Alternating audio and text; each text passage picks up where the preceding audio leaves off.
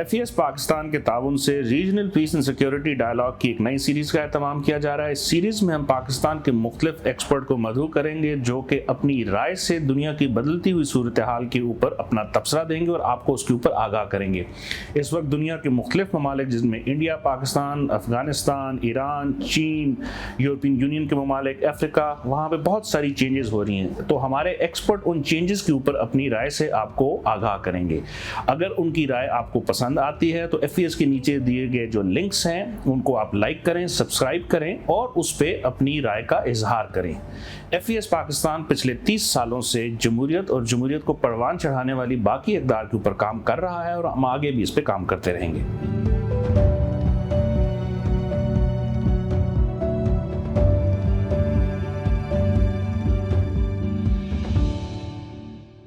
मैं हूं ओन साही, regional peace and security dialogue season 3 की एक और एपिसोड के साथ। आज की इस एपिसोड में हम बात करेंगे पाकिस्तान में आने वाले फ्लड्स और उनका क्लाइमेट चेंज के साथ क्या ताल्लुक़ है। पाकिस्तान में इस साल मानसून की गैर मामूली बारिशें हुई जिसकी वजह से 3 करोड़ 50 लाख से ज़ायद लोग जो हैं वो मुतासर हुए हैं। 1 मिलियन के करीब जानवर जो हैं वो लोगों के सैलाब में बह गए हैं। लाखों एकड़ ज़मीन जो है वो उस पर खड़ी फसल तबाह हो गई है। बहुत सारे लोगों के घर जो हैं वो तबाह हो गए हैं। जो पाकिस्तान ने अभी इब्तदाई तखमीना लगाया उसके मुताबिक इस पर 10 अरब डॉलर का नुकसान हुआ है और उसको कम से कम 5 साल रिहेबिलिटेशन में लग सकते हैं। अच्छा, हम इस सारी चीज़ को ये देखने की कोशिश करेंगे कि इसमें क्लाइमेट चेंज का कितना किरदार है। ये जो पाकिस्तान को हर 2010 में जो हमारे सुपर फ्लड्स आए थे उसमें भी बहुत बड़ा नुकसान हुआ था, अभी भी बहुत बड़ा नुकसान हुआ है। जितने एक्सपर्ट्स हैं वो इसको क्लाइमेट चेंज के साथ जोड़ रहे हैं, लेकिन पाकिस्तान की अगर हम ग्रीन हाउस गैसेज एमिशन देखें तो लेस दैन 1% है, जिसका मतलब है कि शायद ये पाकिस्तान का अपना जो है वो किया नहीं, ये बाकी जो डेवलप्ड वर्ल्ड है शायद उनकी जो डेवलपमेंट है उसका खमियाजा एक्सपर्ट्स कह रहे हैं पाकिस्तान को भुगतना पड़ रहा है। इन सारी चीज़ों को, इन फ्लड्स को क्लाइमेट चेंज के कॉन्टेक्स्ट में डिस्कस करने के लिए और समझने के लिए आज हमने 2 बड़े अहम गेस्ट जो हैं उनको तजर्बाकार हैं दोनों अपनी फील्ड में, उनको बुलाया है। अभी मैं आपका उनके साथ तारफ़ करवाता हूँ। मेरे साथ बैठी हैं अमीरा आदिल। अमीरा आदिल को आपने ये यंग देख के जो है आपने नॉन सीरियस नहीं लेना। अमीरा का बहुत काम है, क्लाइमेट चेंज कम्युनिकेटर हैं, अपनी एक वेबसाइट चलाती हैं climate.org और नस्ट में काम कर रही हैं, assistant director sustainability. Thank you Amira आपके टाइम का। इनके साथ साथ हैं डॉक्टर इजाज़ अहमद साहब। डॉक्टर साहब जो हैं वो बहुत बड़ा नाम है जब पाकिस्तान में एनवायरनमेंट और क्लाइमेट चेंज के हवाले से बात होती है। डॉक्टर साहब WWF में काम कर चुके हैं, 22-23 साल डॉक्टर साहब WWF में उन्होंने काम किया और उसके बाद जब रिटायर्ड हुए तो डिप्टी DG थे और आजकल डॉक्टर साहब जो हैं वो ऑर्गेनाइजेशन एक इंस्टीट्यूट ऑफ अर्बनिज़म उसके साथ मुंसलिक हैं। तो अमीरा आपसे मैं शुरू करता हूँ। आप थोड़ा सा ये जो फ्लड्स आए हैं और ये जो मानसून की बारिशें हुई हैं, जितने अंदाजे थे, इवन हमारे जो मेट ऑफिस था जो उन्होंने बताया उससे भी ज़्यादा हुई। कुछ लोग कह रहे हैं कि शायद 500% ज़्यादा हुई ये बारिशें इस दफ़ा हमारे मुल्क में। तो ये सारा ये जो मैकेनिज़्म है, ये जो बारिशें हुई हैं, क्या वाकई ये क्लाइमेट चेंज की वजह से हुई हैं, कोई और भी इसमें रीज़न है? तो बात ये है कि जब हम क्लाइमेट चेंज की बात करते हैं ये ग्लोबल चीज़ है, ये कंट्री टू कंट्री की नेशनल लेवल पर नहीं डिपेंड करता कि हमारी कितनी एमिशंस हैं। आपके ग्लोबल एमिशंस को हमें देखने की ज़रूरत होती है और फिर इसमें 2 चीज़ें आ जाती हैं, एक मिटिगेशन और एक अडेप्टेशन। तो जब हम कहते हैं कि पाकिस्तान सबसे ज़्यादा अफेक्टेड कंट्रीज़ में से एक है, टॉप 10 अफेक्टेड कंट्रीज़ में है, साल ब साल हमें यही जो है रिपोर्ट्स मिलती हैं कि हम बहुत अफेक्टेड हैं। तो इसका मतलब ये है कि हमें अडेप्ट करने की ज़रूरत है, क्योंकि क्लाइमेट चेंज जो कॉज कर रहे हैं वो उनको जो है कार्बन एमिशंस अपनी डिक्रीज़ करने की ज़रूरत है, green house gases emissions decrease करने की ज़रूरत है। पाकिस्तान को भी ज़रूरत है, लेकिन पाकिस्तान को अडेप्टेशन की भी ज़रूरत है, क्योंकि क्लाइमेट चेंज जो हो रहा है वो आगे होता रहेगा। जब तक कि हम ग्रीन हाउस गैसेस एमिशंस ख़त्म नहीं कर देते ये होता रहेगा और पाकिस्तान इफ़ेक्ट होता रहेगा।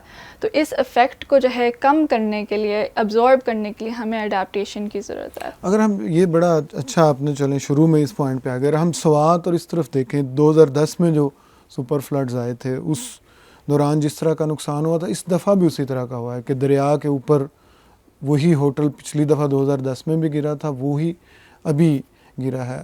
तो क्लाइमेट चेंज तो डेफिनेटली एक है, तो जिस तरह आप एक आप कह रही हैं अडाप्शन जो है वो, लेकिन इसमें जो हमारी मैनेजमेंट है ऑफ दीज थिंग्स वो कितना बड़ा किरदार अदा कर रही है जो इतना बड़ा हैवक आया है? इसमें गवर्नेंस का डेफिनेटली रोल आ जाता है कि गवर्नेंस को हमें इम्प्रूव करने की ज़रूरत है, लेकिन ऑल्सो लोगों को जो है बताने की भी ज़रूरत है कि ये क्लाइमेट चेंज की वजह से जो ये डिज़ास्टर्स होते हैं ये एक दफ़ा नहीं होंगे, 2 दफ़ा नहीं होंगे, ये होते जाएंगे, और जितना ज़्यादा हमारा ग्लोबल टेम्परेचर राइज होता है उतने ज़्यादा हमें ये डिज़ास्टर्स देखने को मिलेंगे। तो प्रिपेयर्डनेस भी हमें इस पे फोकस करने की ज़रूरत है, और ये सब कुछ अडेप्टेशन के अंदर ही आ जाता है कि हम लोगों को भी बताएं, गवर्नेंस स्ट्रक्चर्स भी इम्प्रूव करें, इंफ्रास्ट्रक्चर भी इम्प्रूव करें, and also rules and regulations को अवॉइड करना बहुत ज़रूरी है। जैसे अभी भी चाहे कराची में कई फ्लड प्लेन्स पे आपकी कंस्ट्रक्शन हो रही है ऑलरेडी, जो बड़े बड़े इस तरह के कंस्ट्रक्शन एजेंसीज़ होती हैं, जो हाउसिंग एजेंसीज़ होती हैं, ये कर देती हैं कंस्ट्रक्शन और फिर आप रिमूव तो नहीं कर सकते। तो ये वाले इश्यूज़ भी होते हैं कि कौन इनको मना करने वाला कौन है, पॉलिसी अबाइड करने वाला कौन है, तो ये वाले सवाल भी। अच्छा डॉक्टर साहब, जिस तरह मीरा कह रही हैं प्रिपेयर्डनेस, लेकिन अगर इतने बड़े लेवल पे 500% ज़्यादा बारिश हो जाए तो उसमें जो प्रिपेयर्डनेस है वो कितना को बड़ा रोल प्ले कर सकती है? देखें, मैं नहीं समझता हूँ कि जो सारे के सारे एस्पेक्ट्स हैं शुरू आप प्रिपेयर्डनेस से ही करते हैं, क्योंकि अगर आप प्रिपेयर्ड ही नहीं हैं तो जो लॉस है, जो डिज़ास्टर है, वो बड़ा डिज़ास्टर बन जाएगा। जब हम पानी की बात करते हैं, प्रिपेयर्डनेस शुरू होती है कि आपने लोगों को एवैक्यूएशन के लिए जो अर्ली वार्निंग सिस्टम है वो आपका ऑपरेशनल है या नहीं है। अगर हम देखें पिछले चंद सालों की बनिस्बत जो ये जो अलार्मिंग सिस्टम जो था वो बहुत अच्छा रहा, बहुत इफ़ेक्टिव रहा। जो लॉसेस हैं हमारे ह्यूमन जो लाइफ्स के हैं वो कंपैरेटिवली कम हुए। जिस तरह का डिज़ास्टर था उस हिसाब से अगर देखें तो वो बहुत ज़्यादा हो सकता था। फिर दूसरी बात जो आती है वो ये है कि आपकी जो ड्रेनेज कोई 1270 के करीब जो हमारी एग्जैक्टली। लेकिन अगर हम ये पूरे पाकिस्तान के हैं, अगर हम देखें आज से चंद साल पहले जो कराची में हीट वेव आई थी उसमें 2000 से ज़्यादा जो है वो मोर्टेलिटी हुई थी। अच्छा, इसमें अगर जो फिर प्रिपेयर्डनेस में जब दूसरी बात जो है वो है ड्रेनेज, आपका जो फ़्लो है आप उसको किस हद तक स्मूथली जो है वो जाने देते हैं। जो आप रुकावटें क्रिएट करेंगे पानी का प्रेशर जो है वो बढ़ेगा और वो उससे डिज़ास्टर बढ़ जाएगा। तो प्रिपेयर्डनेस में मैं समझता हूँ कि वो कोई 50-50 भी नहीं था, उसमें थोड़ी सी जो है एफ़र्ट किए हैं, लेकिन बहुत ज़्यादा एफ़र्ट्स जो हैं उस तरह नहीं हुई। अगर प्रिपेयर्डनेस बेहतर होती तो हमारे पिछले साल इस्लामाबाद में जो E11 का जो इंसिडेंस हुआ वो शायद ना होता। इसमें थोड़ा सा गवर्नेंस का इशू भी आ जाता है कि आपने पानी के रास्ते को रुकावटों से भर दिया है। पानी का जो रास्ता था 80 फुट का या 100 फुट का, उसको 20 फुट पे आप ले आए, तो उसकी वजह से ही सारा जो है वो इशू बढ़ गया। और जो इस वक्त हमारे जो स्वात का जिसने आपने एग्जांपल दी है कि वो आपने उसका सिस्टम चोक कर दिया, आपने रास्ता जो है वो ब्लॉक कर दिया बाय कंस्ट्रक्टिंग होटल्स और दूसरे भी इंफ्रास्ट्रक्चर है। पंजाब में कंपैरेटिवली कम है, लेकिन साउथ पंजाब में है ज़्यादा है कि आप रास्ते जो हैं वो सही नहीं हैं। लेकिन सिंध में जो रिवर बेड है वो उसका जो स्प्रेड है वो आहिस्ता आहिस्ता श्रिंक होके दरियाए सिंध को जो है वो एक नाला तो नहीं मैं कहूँगा, दरिया है, लेकिन ये है कि जो उसकी ओरिजिनल जो रिवर बेड था उसको इतना रिड्यूस कर दिया, इतना सिग्निफिकेंटली रिड्यूस कर दिया कि अब वो अगर उसका चौड़ाव जो है वो कुछ सैकड़ों किलोमीटर के करीब था तो वो दहाइयों में जो है वो आ गया। तो प्रिपेयर्डनेस में मैं ये समझता हूँ कि बहुत ज़्यादा इम्प्रूवमेंट की ज़रूरत है। और उसके इंस्ट्रूमेंट्स 2010 में जब सैलाब आया था तो उसमें बाकायदा डॉक्यूमेंटेशन उसकी हुई, उसमें SOPs बने कि अगले अगर कोई इस तरह की सिचुएशन में जाते हैं हमें ये करना चाहिए।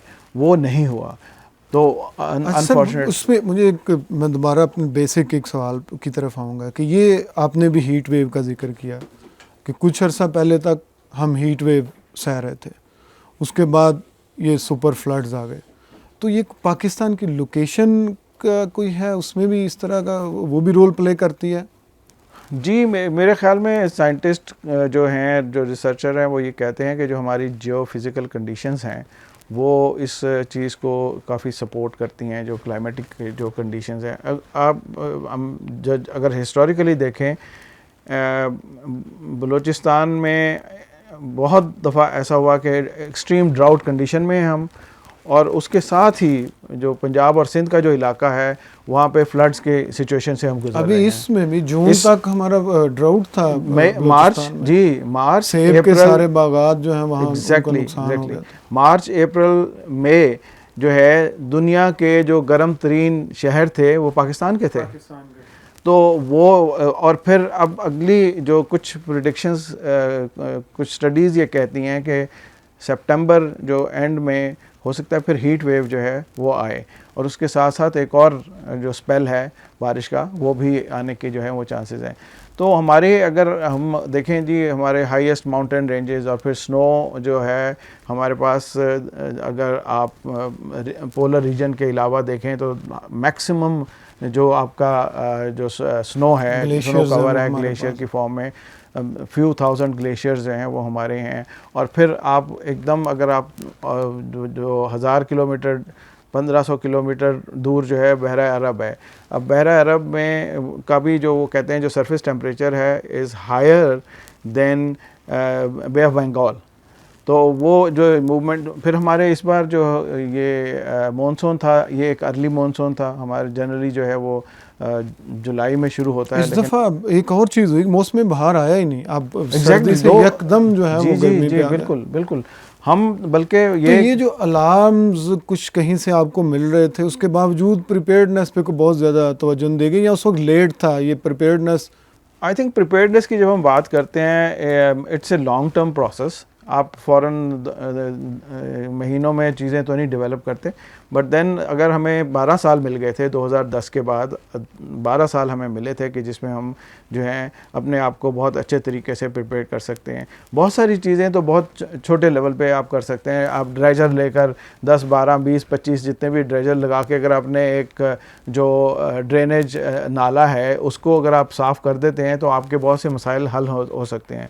अब नाला लई जो है रावलपिंडी का, हर साल वहाँ पे सैलाब का पानी जाता है, लोग वो जो है वहाँ पे एनक्रोचमेंट फिर भी करते हैं।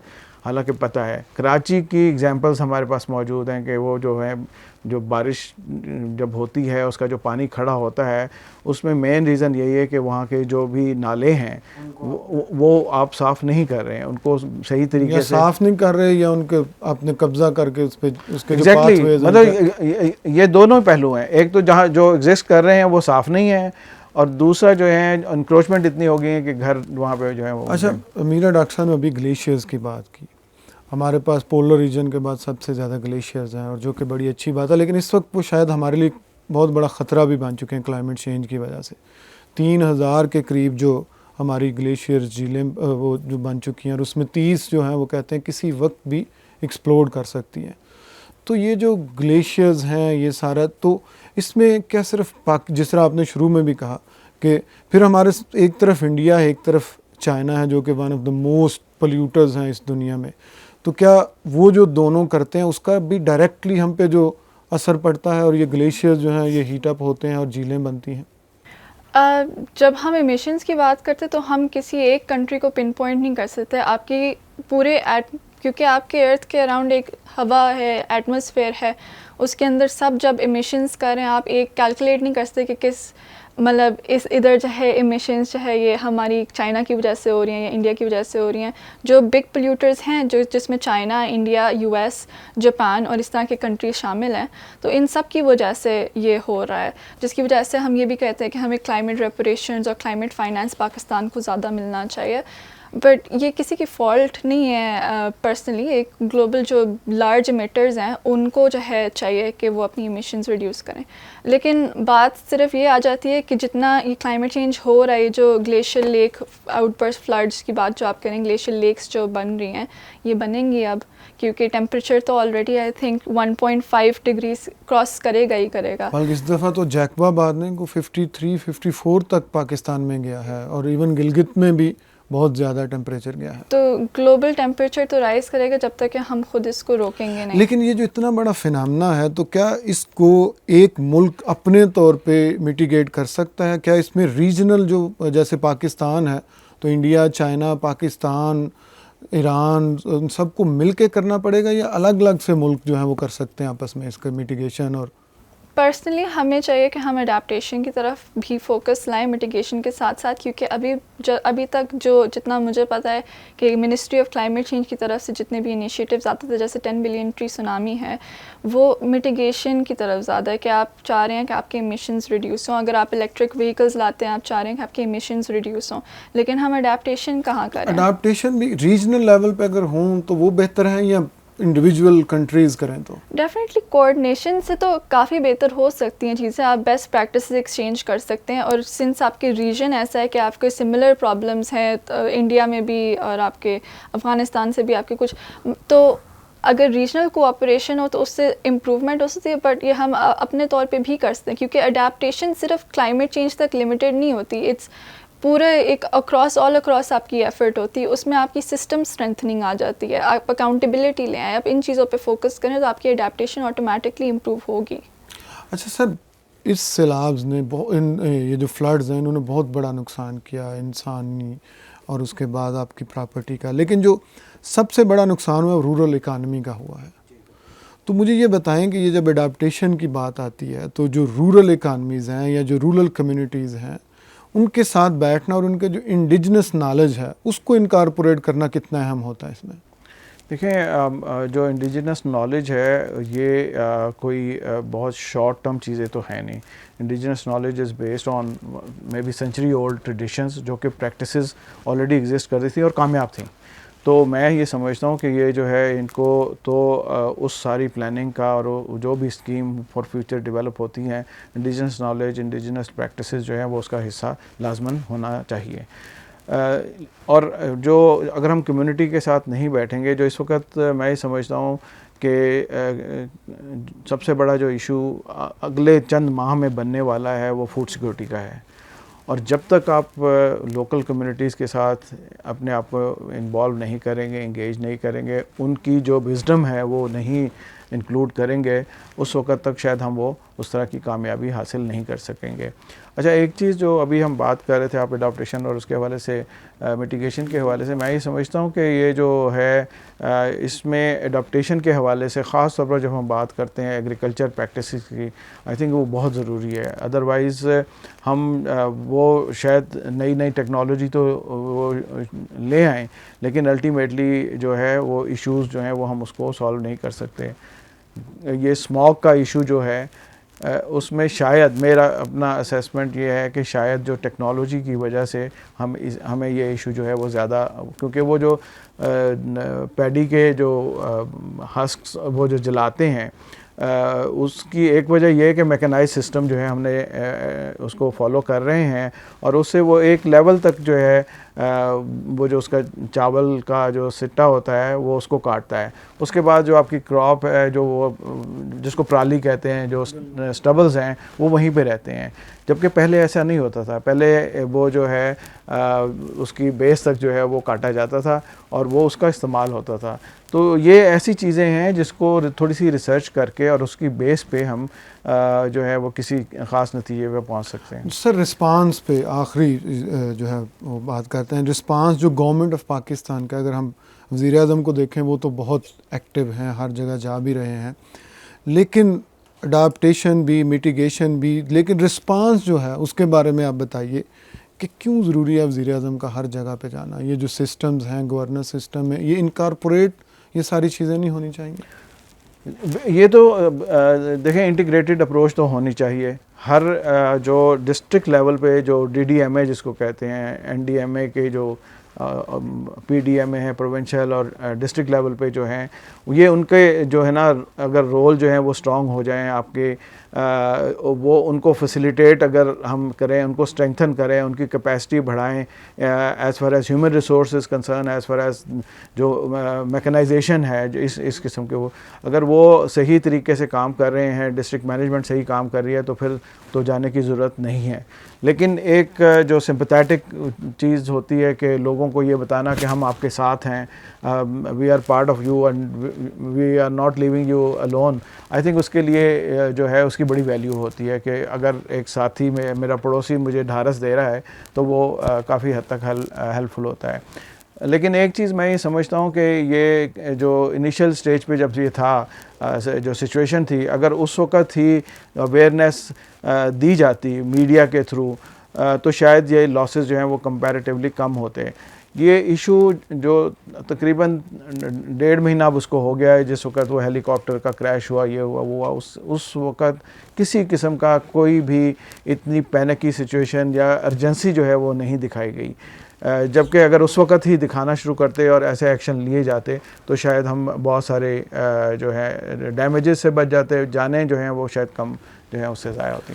अच्छा मीरा, जो इंटरनेशनल रिस्पांस है, जिस तरह आप बात भी कर रही हैं कि ये जो कार्बन जो ग्रीन हाउस गैसेज हैं उसमें जो डेवलप्ड वर्ल्ड है वो सबसे वो रिस्पांसिबल है, लेकिन जो इंटरनेशनल रिस्पांस है वो ठीक है, लेकिन वो उस तरह का नहीं है जिस तरह का, जिस लेवल की तबाही है ये उस तरह का नहीं है।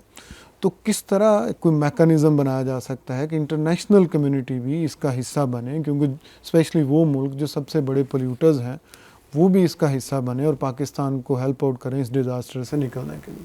आई थिंक इसके लिए सबसे ज़्यादा इम्पोर्टेंट चीज़ ये कि हमें ये पता होना चाहिए कि हमने क्या मांगना क्या है इंटरनेशनल कम्युनिटी से, हमने व्हाट आर वी रिक्वेस्टिंग के मांगना नॉट इन द सेंस कि हम कोई फंड करिए, डिमांड क्या करना है हमने उनसे, क्योंकि एट द मोमेंट हमें अडेप्टेशन के बारे में इतनी ज़्यादा कन्वर्सेशन नहीं हो रही ऑन अ गवर्नमेंट लेवल, और क्लाइमेट फाइनेंस के रिगार्डिंग जो है कोई टेक्निकल इंटेलेक्चुअल डिस्कशन में नहीं देख रही होती गवर्नमेंट लेवल पे एटलीस्ट।